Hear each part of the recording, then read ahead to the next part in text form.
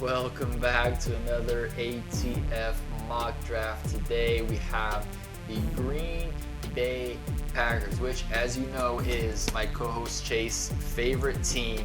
Somehow, some way, kid out of southeastern Iowa is a cheesehead. Chase, you excited? Yes, I am. I am ready. This is my favorite thing in the world and my favorite team. So I'm ready to put it to paper and make this dream come true. Here we go. We're going to put our Cheesehead GM hats on and take a deep dive on how we can get the Packers better post Aaron Rodgers. We'll see if we're up to the task here. But before we go ahead and get started, let's go ahead and take a look at a little pre-draft team preview of the Packers, Chase. Absolutely. And the Packers are notorious for really not doing much in free agency. So there's a lot of bad and not quite, any good, really. We haven't signed anyone outside of the re-signing from our own team. But we have lost two wide receivers in Allen Lazard and Randall Cobb. We've lost a tight end, Robert Tonyan Jr. Free safety, Adrian Amos is still a free agent at the moment. Mercedes Lewis is still a free agent at the moment. And defensive end, Dean Lowry, has also chosen to leave Green Bay. And all on top of that, losing Aaron Rodgers potentially to the New York Jets. Still hasn't happened yet as of this recording, but whether the trade gets done or if he just retires, Jordan Love will be our starting. Right? The coach and the GM's already come out and said that we are rocking with Love. All Love in Green Bay. All Love. That'll be weird to see. Yes. Another quarterback actually under center for a whole season, right? Not just a couple crazy games due to injury. So it'll be weird for sure. But let's go ahead and see how we can make the Green Bay Packers better. So in your mind, Chase, then, as we get this ready to rock and roll, what are kind of the draft needs here for the Packers, especially looking at rounds 1 through 3? Yeah, so I think the first round, their biggest needs is wide receiver, an edge guy because they're always need to get pressure, and then a safety to replace Adrian Amos. And however the board falls, I think those are the three most important. Going to the second round, we're looking at more of a tight end, another pass catcher to go along with our young quarterback Jordan Love coming in, and defensive tackle, as that's always a need, right? Green Bay loves to run a 4-3. Then the third round, cornerback and safety is needed, and also maybe another wide receiver. You can never have too many of those with a young quarterback. All right, well, let's go ahead and get started in here. We'll go ahead and start the draft. And thanks to Turbo, we'll pick pretty quickly. So we'll go ahead and see what pick we're at here at pick number 15.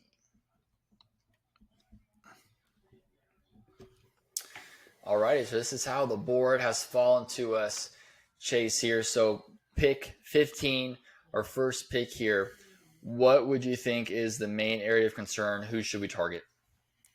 I think the main concern would be wide receiver. Looking back at all of those that were taken, I think the two good ones, right, Quentin Johnston and Jackson Smith-Njigba are already off the board, if I've seen correctly. Yes, Jackson Smith-Njigba is already off the board. So I don't know if wide receiver would be the go, but I think maybe edge or safety, a defensive back to put back there, right? We are losing a starter, so it's always important that your first-round guy be able to start day one.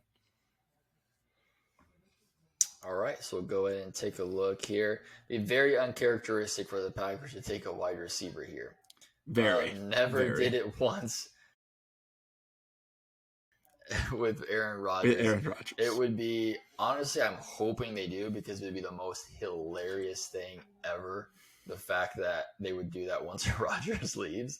So I'm honestly kind of hoping for it just because of the drama and what we could talk about after that, what that means for the Packers and everything like that. But we'll stick here. Let's kind of look on defense here.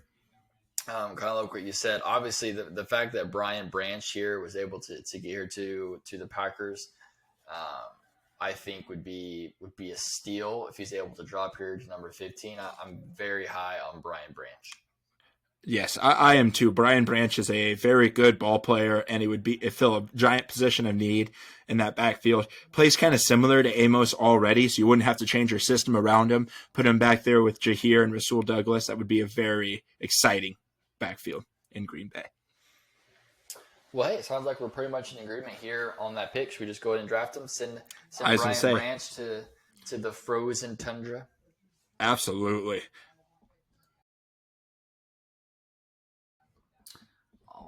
I like that. I like that pick a lot. I mean, hopefully he can fall here. I think he'll probably go sooner than that, you know, in the actual draft. But this is great value here at pick number 15. I agree. I think he's one of them that I've seen mocked to Green Bay quite a bit. And all right, so now I got pick 45, the first pick in round 2. So we've addressed, you know, a key need in the defense, and specifically the safety position. Where do your thoughts go here in round 2? My immediate thoughts go to pass catcher, right? Jordan Love needs someone to throw the ball to. Doesn't matter how good he is. We don't want him doing the Justin Fields thing where he's improvising with no one out there. Viewing these wide receivers, though, I don't know if that's the move or if tight end's the move. I'm not sure, but Tank Dell's there. It might be a reach for Green Bay, especially because they like taller wide receivers. They don't draft a lot of small guys. Yeah, and so I think, you know, this is going to be a key thing here where the wide receivers in round 2 are just kind of all going to be kind of similar. You know, so if you have a guy here that you really like, you know, obviously you probably take him. But as far as wide receiver goes, like nothing here, especially for the Packers, is like calling him. He's like, oh, that dude's a Packer. Like he should go to the Packers. So let's take a look at the tight end. This is also a very deep tight end class as well. We can take a look at the tight ends here. Oh, yes, boy. Big you already know where I'm sitting at. Here at tight end available. Sam Laporta. He has my heart anytime we can bring in. The Packers also have had very much success bringing in Hawkeyes, right? We went Mike Daniels, Micah Hyde balled out for us. Josh Jackson didn't work, but he was still a Hawkeye that played for Green Bay. So we do have that connection to Iowa. And I think Sam Laporta was underused. His combine kind of showed his potential and athleticism. And I think he is a great safety blanket for a bad quarterback and a bad offense in Iowa. Maybe he can move up to a better quarterback and a better offense in Green Bay. Yeah, and so the problem, and this, you know, every time we probably talk about the Hawkeyes, I'm probably going to say this, but the problem with the Hawkeyes is always their offense. You saw their receivers, once the transfer portal kind of kicked in, you saw their receivers want to leave to go to other teams and completely ball out, and it's the fact that they're being held out by their offense. The coaching staff there refuses to make any actual changes there. You know, we'll see what happens, you know, this year as they move on. I believe they have J.J. McCarthy coming in. Cade McNamara. Or Cade McNamara, the other quarterback from Michigan. You're right. Yes. You're right. The other quarterback from Michigan to come. I wish JJ. So we'll see, you know, how that works out, you know, after he lost his job to Michigan, you know, to McCarthy coming over to Iowa. Hopefully they can get it going. But is what's gonna hurt any offensive player for the Iowa Hawkeyes, is that they just were underutilized, like you said, just because their offense was terrible, and that started from the coaching staff to the quarterback. And obviously you can only do so much when you get the ball.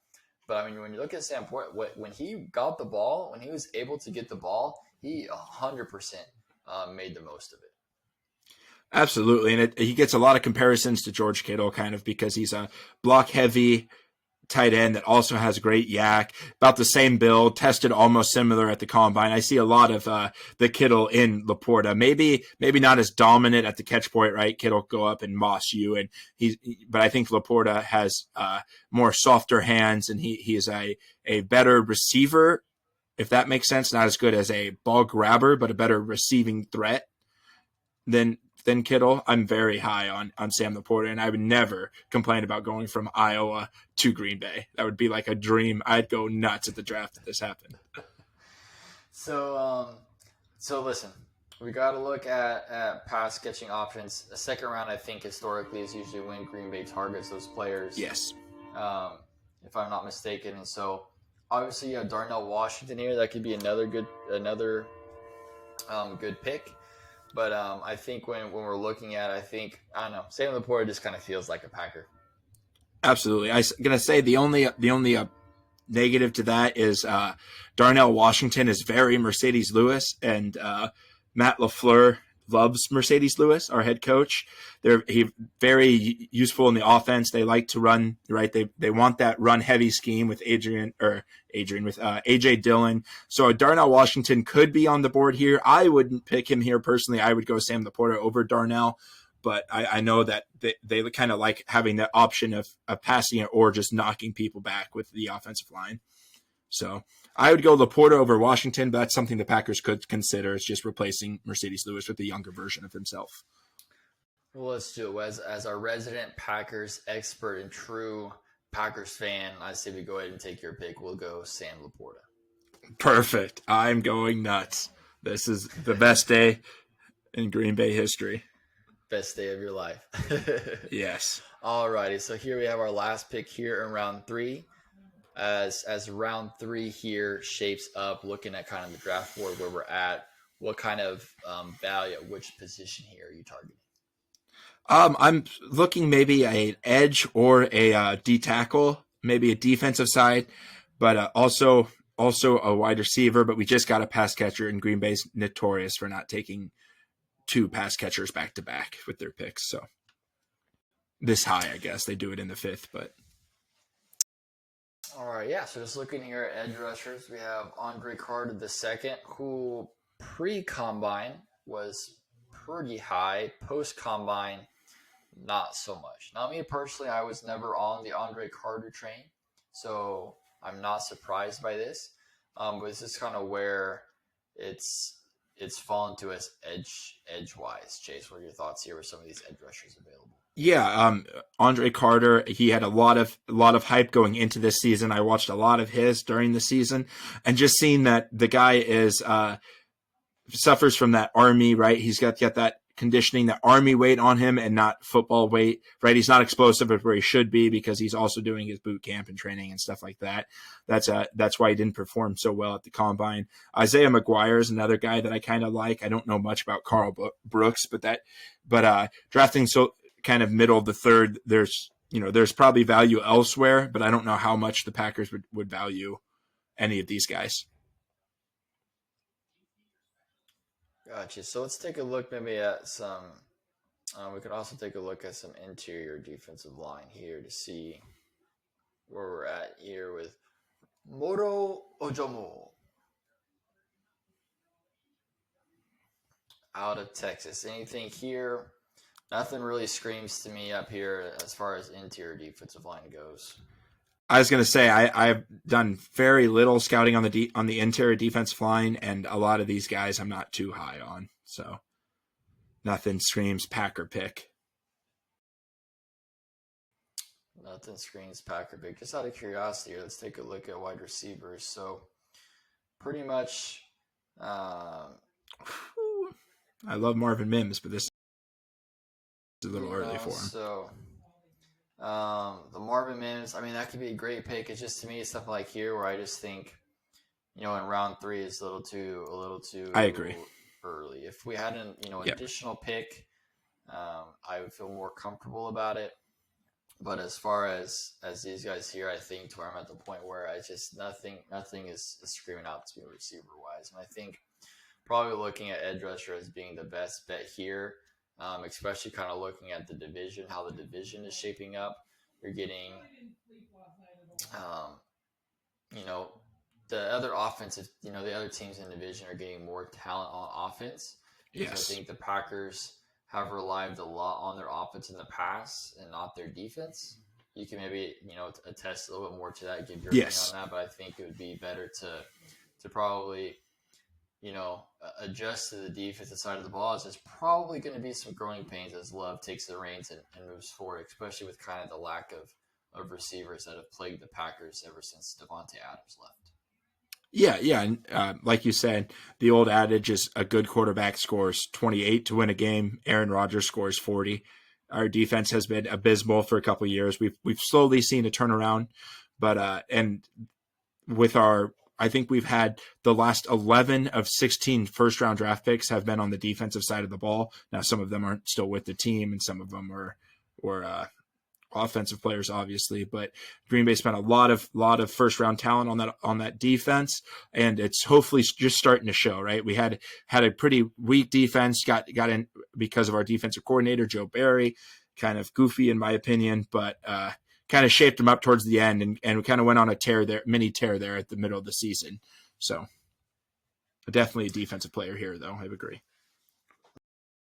Yeah, looking at Isaiah McGuire here, has some pretty good stats coming off a really good season. I mean, when you're looking at here, the amount of sacks and hits and hurries that he had, I think I think this could probably be a pretty solid option for you at pick number 3.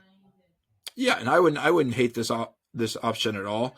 Again, a pass rusher that can beat or a pass rusher that can win against the rush. I seen that his age and size is very, very important to Green Bay. We're very analytical drafting.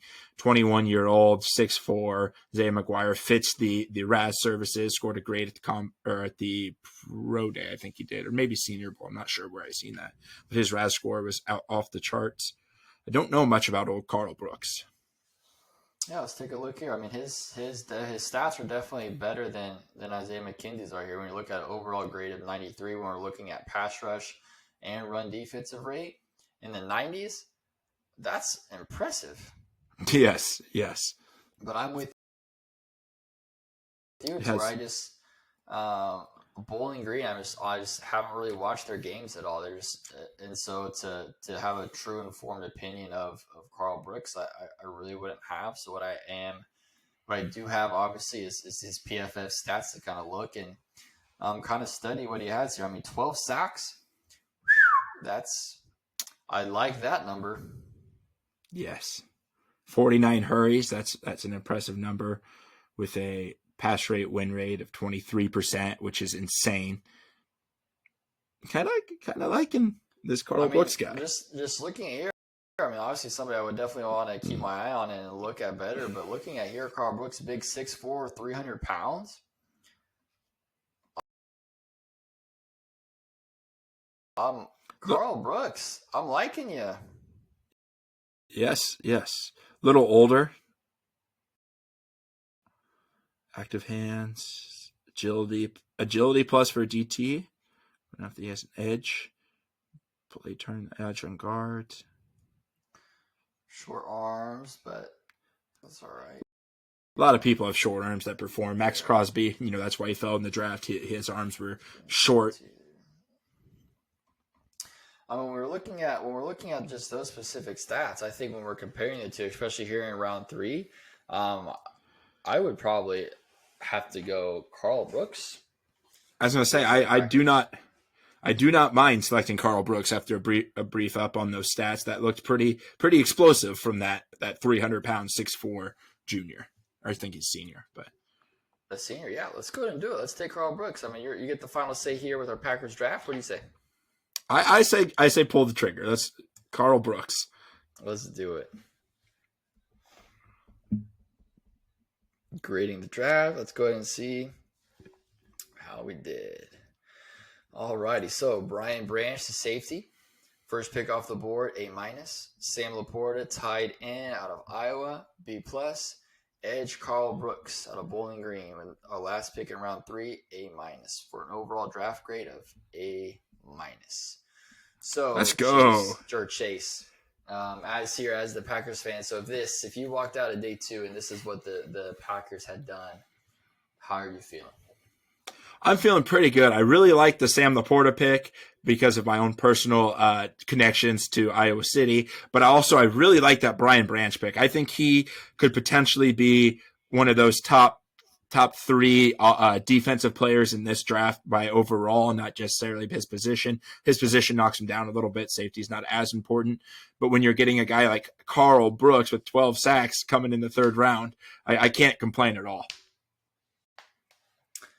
I mean, I think this is pretty good, especially getting Karl Brooks, a guy that looks like he can get some sacks for you there at that value around 3, and obviously locking up, Brian Branch, a quality day 1 start in round 1 on the defense. I don't think you can go wrong there. And obviously, in round 2, maybe it's a wide receiver, maybe it's a tight end, but getting a guy you think to give weapons, for Love as he moves forward is going to be important. So I like it here. So I think this is good for the Packers to try to stay afloat in that division. Other teams, are kind of, Packers have run that division for so long. It was super weird to see them towards the bottom last year. And so as other teams are looking to get better and kind of continue to kind of stay there, Packers have kind of took a step back a couple wise. So far in free agency, they haven't done anything. So it looks like in the draft, they're going to have to nail those picks. And I think we did that here with these 3. Absolutely. And I think this is not going to be the only picks that the Packers get, right? I think that Aaron Rodgers trade is going to go through and we're going to get either a couple day 2 picks or maybe that 13th overall pick. But I think this is the formula, right? Defense, if we don't get an end, we get a safety or a defense backfield, pass catcher, whatever we didn't take. I like this formula that we did, right? Defense first, pass catcher, then your defense that you didn't get in the first round. So I'm very happy, and this would be a pretty good draft compared to what the Packers have normally done in the past under Matt LaFleur. Yeah, they're gonna have to pull some good picks there. Well, hey, Packers fans, let us know. You have a Packers fan here that's pretty happy with this. Let's go ahead and see if you agree with Chase. Leave us a comment who you liked, where you would have went different. Did we make the right decision with Samuel Laporta in round 2? Would you have gone with Darnell Washington instead? Let us know in the comments. Go ahead and like, subscribe, share this with your friends. Check out more of our mock drafts. This was All Things Football.